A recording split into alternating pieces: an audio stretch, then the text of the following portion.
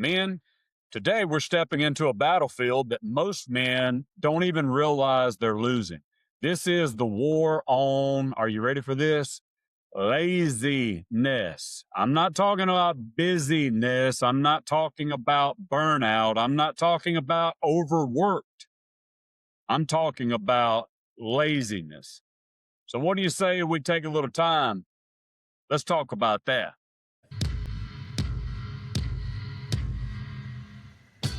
Welcome to the Iron Pursuit Podcast, where men are forged by the truth of God's Word. As iron sharpens iron, so one man sharpens another.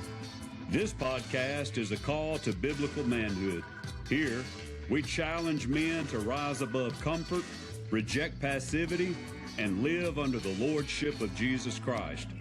Each episode is designed to strengthen your faith, sharpen your character, and equip you to lead with integrity, grit, and grace. So whether you're a husband, a father, a brother, or a friend, this is your invitation to pursue the kind of manhood that honors God and changes generations. This is the Iron Pursuit.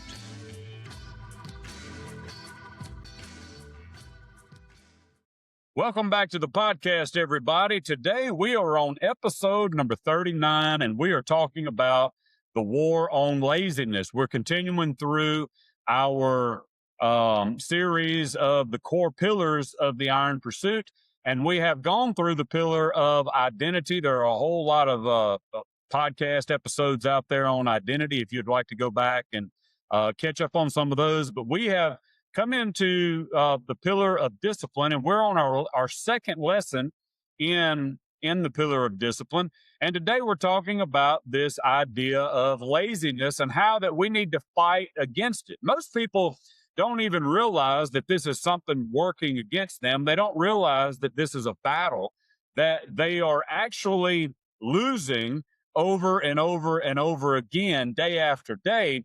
But it's something that we can become aware of, and it's something that we can begin to fight.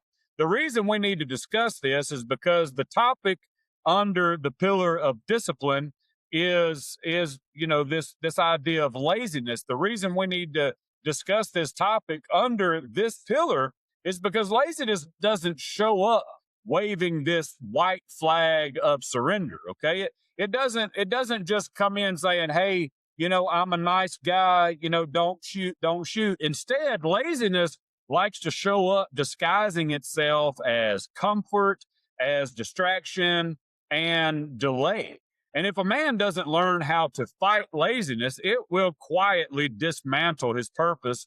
It will dismantle his calling, and it will dismantle his walk with God. And you'll hardly even know that it's happening, because it kind of goes along with that idea that I've told you about, the slow fade, just a little bit here, a little bit there. And before long, laziness has come in, and it has robbed you of some pretty important things in your life. And so let's just jump into this. Let's start talking about this, and let's see what we can learn and how to defend ourselves and our families, hopefully, against this parasite of laziness. Point number one that I want to talk to you about today is this: laziness is not harmless, it's destructive. Laziness is not harmless, it's destructive. You need to know this. Scripture doesn't treat laziness like a personality flaw. It's not saying like, well, this is just part of who you are, and you need to just accept who you are, and this is just a part of your personality. You're lazy just because your dad was lazy, your mom was lazy. I mean, you got lazy brothers, and no, come on, guys. You got to get over that. That is not what this is. The scripture does not treat this as a personality flaw. It treats it like a spiritual threat. Okay? If you don't believe me, just listen to these scriptures. Proverbs chapter 24, verses 30 through 34, and I quote the Proverbs, Solomon, there's a few other writers in there too. I don't want to get into that too much, but here's what the wise man said. I passed by the field of a sluggard. You know what a sluggard is? Sluggard is someone who's lazy. All right. This guy says, I passed by the field of a sluggard, a lazy man, by the vineyard of a man lacking sense. And behold, it was all overgrown with thorns, and the ground was covered with needles. And its stone wall was broken down. And then I saw and I considered it, and I looked and received instruction: a little sleep, a little slumber, a little folding of the hands to rest, and poverty will come upon you like a robber, and want like an armed man. I want you to think about that. Now, I understand this proverb talks a little bit about farming, but this is not just about farming. This is about life. It's about how that laziness doesn't just leave things undone. The guy that wrote this proverb, he's saying laziness allows things to decay. It's not just gonna leave the yard unmowed. No, what happens? All right, let's just talk through it. This is kind of like what the proverb says. He allowed the yard to just become overgrown. He didn't cut the grass. Therefore, the weeds grew up around the house. The weeds took over the fence, pulled the fence down. The wood began to rot. The bugs began to crawl on the house. The rats began to get into the house. The roaches began to contaminate the house. You see what I'm saying? Because he didn't have the discipline to take care of what had been left to his oversight, then it just began to decay and it began to deteriorate. A lazy man doesn't simply wake up one day and then decide to just ruin his life. He just stops tending to what matters. And what are the things that matter? And I want you to consider maybe a lazy man, as he kind of goes through life, he'll just start neglecting his walk with God. He neglects his leadership at home. His discipline begins to erode away. His purpose begins to fade. And slowly, everything good that this guy has starts breaking down. And you begin to see how that laziness creeps in and it erodes. It just erodes little bit by little bit, kind of like waves slapping against the shore. A little bit here, a little bit there. It just erodes away at the seashore. So, man, you need to understand this, and this is your tip for point number one. If you do not fight laziness, you will fund your own destruction. Think about that. If you don't fight laziness, you fund or contribute to your own destruction. I don't recommend that. I recommend that you fight against it. Point number two, laziness is a heart issue, not a time issue. It's a heart issue. Most men say, I just don't have the time. And well, let's just be honest. That's rarely true. That's rarely true. If anything, and I'm not trying to set myself up as some guy who's got it all figured out, that I've got all the discipline in the world, that I've never had a lazy bone or have been tempted by laziness. I'm not trying to say that at all. But more times than not, I have had more people say, Joey, I just don't know how you get all of that done in a day. I don't know how you accomplish the things that you accomplish. And I'll just tell you, most days my wife and I, we rarely have an off day. Okay. I'm just being honest with you. We rarely have an off day because most of our days are busy, not only with our with our jobs that we have every single day, but after work, so to speak, when most people would be kicked back watching TV or scrolling social media or doing things like that, we're doing other things that help promote other business, like my wife's Mary Kay business, like this podcast, like, the time that I spend, putting into this, training for this, studying for this, writing out lessons for this, different things like that. We're always doing things. And so when you really think about that, you don't have the time to do things. I just tend to say, come on, man, come on. Laziness laziness has nothing to do with a lack of time. It has everything to do, however, with a lack of priority. All right. Laziness comes from a misaligned heart. And whenever your heart is not in line with your goals, your priorities, your calling that God has on your life, then you're going to think all the time that you are out of time. You're running out of time. You don't have time to do X, Y, and Z. And so in Proverbs 6, 9 through 11, the question is asked, how long will you lie there, O sluggard? In other words, how long are you going to lay in the bed, lazy man? This is what the proverb guy, this is what the writer of Proverbs is saying. How long are you just going to lay there? How long are you going to kick back? You see, this is not a scheduling problem. This is a heart posture. It's a heart problem. Laziness says, I'll do it later. Laziness says, well, it's not that important. Laziness says, I deserve to rest. That's what laziness does. But discipline has a different outlook. Okay. Discipline says, let's do it right now. Discipline says it does matter. Discipline says comfort is not my master. This is what discipline says. All of those things, and whenever you begin to think about discipline and you think about how that you want to put these things into practice in your life, you're going to start noticing little small things like, well, I'm toting this thing inside the house. Where does it belong? Instead of me just laying it down on the counter, laying it down on the table, or laying it down on my bed, what if I just went ahead and put it up? That would be a form of discipline. Laziness says, I'll just put it away later. Excuse me. And so discipline comes in and it says, do it now. This matters. Comfort is going to destroy me. It's not going to be my master. It's going to be one of these things that destroys me if I allow it to rule my life. So here's your tip for this point. The war on laziness is not fault in your calendar. It's fault and won in the choices that you make. So you can think that you can go in your calendar and try to figure out all the places that you have available if you want to, but you're just going to be wasting your time. You've got to start with your head. You've got to start with your heart. You've got to start with the posture of your character, and you've got to start shaping it into a disciplined mindset. Point number 3, discipline is a weapon that God gave you, okay? God never commands something that he doesn't also empower. Discipline is this weapon that you have. I want you to just consider this the way that Paul wrote about it in 2 Timothy 1:7, where we're told that God has not given us the spirit of what? Fear. God has not given us a spirit of fear, but of power, love, and self-control.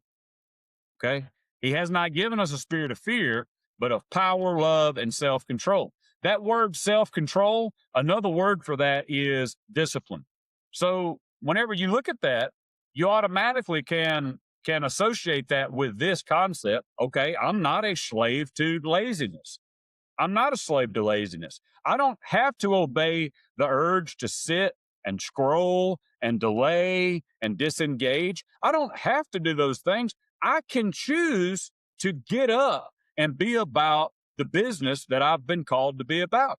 Discipline means that you act when you don't feel like it. You lead when it's inconvenient. You show up even when it's hard. So here's your tip.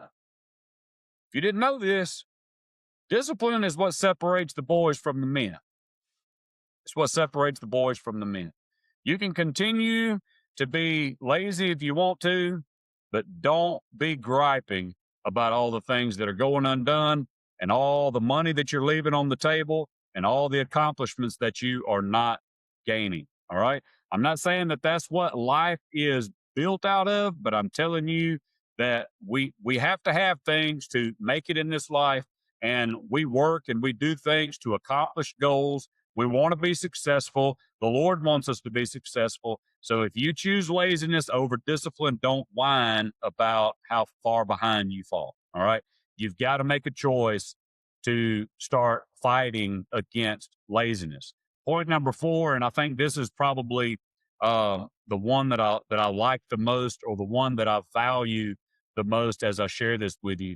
Jesus modeled relentless purpose. Whenever I look at the life of Jesus, as I study the life of Jesus, I can't help but to notice how much Jesus postured this example for us. I mean, he was a disciplined guy. When you look at the life of Jesus, Jesus was never lazy.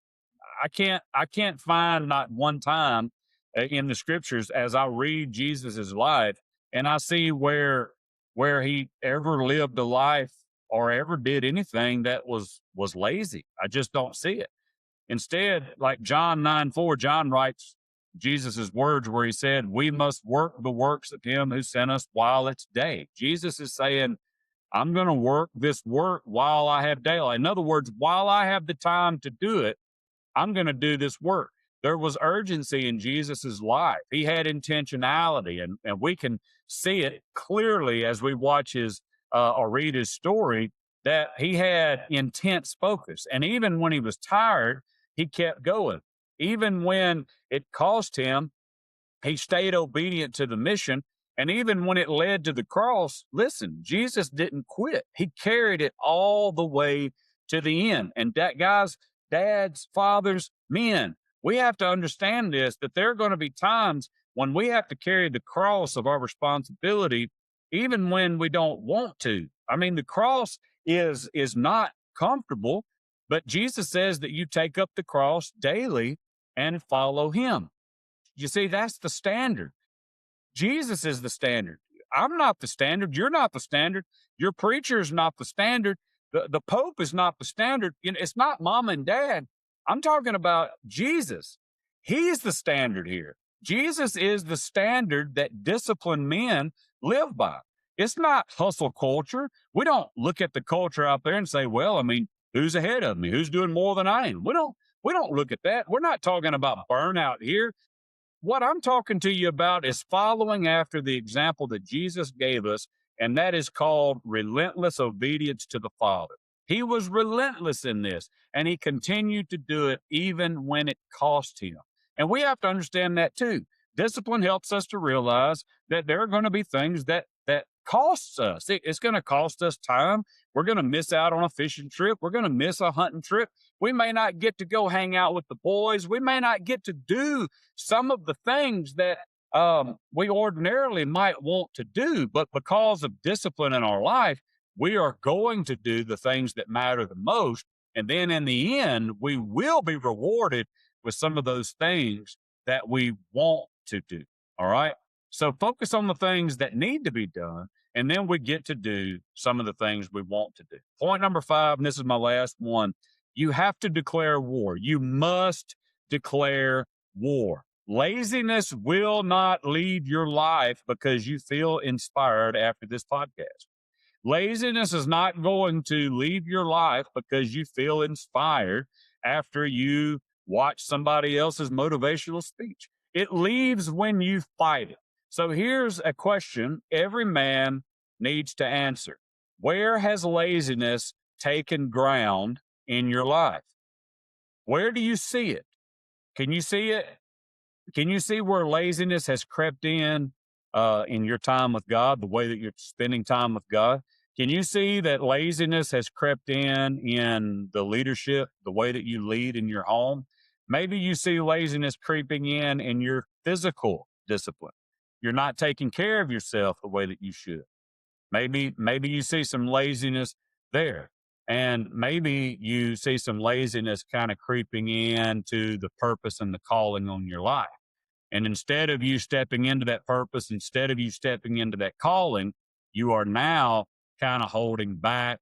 You're kind of falling behind, and you're not doing what you know God has called you to do. Like I've told you before, you do not drift into discipline. You decide. That's it. You decide. You're not gonna drift into it. You're not gonna accidentally become a disciplined man. You're gonna make a decision today that, hey, this is what my routine in the morning is gonna look like, because last podcast, win the morning, win the man, right? This is what my morning routine looks like. By the way, by now, you should have already started a routine. You should be a good 7 days in by now, all right? Because that was 7 days ago that you watched that podcast. You should have already been setting a routine, and you're becoming a disciplined man, and you're not going to drift into discipline. You are going to decide into discipline. You need to draw a line in the sand. You need to declare war against the spirit of slothfulness, laziness, slothfulness. You need to declare a war against it. So here's a battle plan, okay? If I can help you, instead of just telling you what you need to do, if I could help give you an idea, this is what I would want to tell you. All right. First, you've got to win that first hour of the day. This goes back to the following the previous episode number 38. Go back, watch it, listen to the podcast of winning the morning, winning the man. You've got to win the first hour of the day. There's no phones. There's no distractions. You get in the word, you pray, you set the tone. All right. Win the first hour of the day. Number 2, do the hard things first. Don't negotiate with yourself. Don't do that, because remember the snooze button. If you hit the snooze button and you keep hitting the snooze button, all of a sudden your mind's going to start negotiating, and comfort is more than likely going to win over discipline. So there's no negotiation. You get up, you hit the ground running, you attack the task that you want to avoid first. All right. The things that you don't want to do. If you're like, okay, physical fitness is my, that's the bad thing. That's the worst thing. I know that if I don't do it first thing in the morning, I'm not going to get it done. Maybe you're not going to the gym, or you're not able to get out and do what other people would go do. Then you need to go ahead and say, I'm going to do some push-ups. I'm going to do some sit-ups before I leave the house. And if that's the most difficult thing that you need to do, you need to know right out the gate. All right. I'm going to get up out of bed.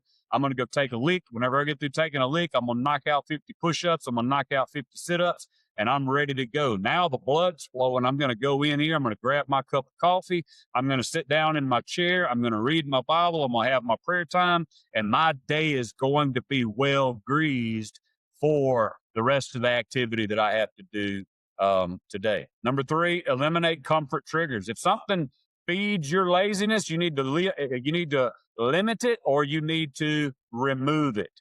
Get rid of the things that make you want to be lazy. I don't know what those are for you, but I know for me, some of the things that would make me want to be lazy, they were things just like the alarm clock too close to my bed. All right. I've talked to you about hitting that snooze button over and over and over. The way that I eliminated that temptation or that lazy trigger is that I took that alarm clock and I put it on the other side of the room. It's all the way on the, I can either lay there and let it keep blaring, beeping at me, or I can get up out of bed and I can walk over there and I can turn it off. I eliminated a trigger. You can do the same thing. Number 4, move your body daily. Physical discipline fuels spiritual discipline. You hear me, guys, tell you this all the time. You hear me. I say it all the time. Physical discipline, it fuels spiritual discipline, and you need to keep doing it. Keep doing it. Number 5, hold the line when you don't feel like it. You're not always going to feel like the strongest man, the most disciplined man, the most courageous man. You're not always going to want to do the stuff. Keep doing it. Don't be most men. This is where most men lose. They quit when they don't feel like it. Don't be most men. Men, listen to me. As I get ready to shut this podcast or this episode down, laziness is not the personality God gave you. Remember when we were wrapping up the pillar of identity, I talked to you about how that you were made in the image of God. God has already given you your identity, all right? Laziness is not who you are. It is not your personality. Laziness, this is what needs to be in your mindset and in your understanding. Laziness is an enemy. And the longer you tolerate laziness, the more that it will take from you. So you have to stand up. You have to take responsibility, and you must fight this fight that is being waged against you. Discipline is not about productivity. You're not going to say, hey, I'm disciplined because look how much I got done today. No, that's not what it is.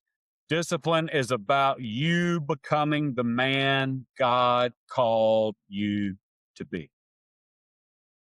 Hey guys, thanks again for listening. Remember, share, like, and subscribe.